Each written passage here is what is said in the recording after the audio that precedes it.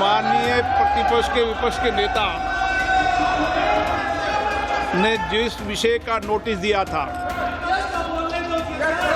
देश में गैस की कमी के संबंध में, नोटिस की प्रति मेरे हाथ में है और जिस विषय पर नोटिस दिया था मैंने उस विषय पर उनको बोलने का अवसर दिया, लेकिन प्रतिपक्ष के जिम्मेदार नेता होने के बाद भी बिना नोटिस के किसी अन्य मुद्दों पर चर्चा करना ये संसद की प्रक्रियाओं और नियमों के तहत नहीं है। माननीय प्रतिपक्ष के विपक्ष के नेता ने जिस विषय का नोटिस दिया था,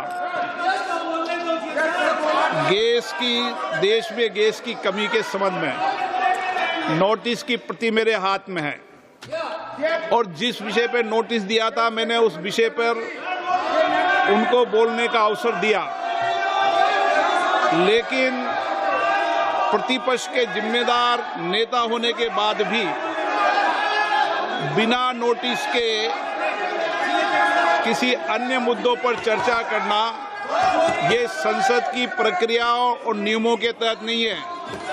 अगर आपको किसी पर आरोप लगाना है तो आप नियम 353 के तहत नोटिस दें, मैं अगर इजाज़त देता हूं तो आप बोलें, लेकिन ये तरीका कि आप नोटिस किस विषय पर देते हो और किस विषय पर मुद्दे पर बोलते हो, ये कोई संसदीय आचरण ठीक नहीं है। मैं फिर आग्रहपूर्वक कह रहा हूं, और इस तरीके से संसद नहीं चलेगी, संसद नियम प्रक्रियाओं चलेगी।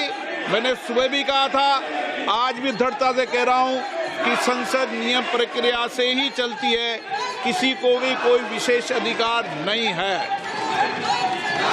नहीं वो। आप जाइए, आप अपनी अपनी सीट पर जाइए, मत जाइए। आपको महत्वपूर्ण विषय पर, वित्त विधेयक पर आपको बीच में रोककर सदन की मर्यादाओं के अनुसार प्रतिपक्ष को मौका दिया। आप कहते हैं प्रतिपक्ष के सदस्यों को मौका नहीं दिया जाता, बीच में चर्चा में आपको रोक के मौका दिया। यह तरीका आपका ठीक है क्या? यह संसदीय परंपरा के अनुसार है क्या? आप नोटिस किस बात का देते हो और किसे भी, यह उचित नहीं है। नो।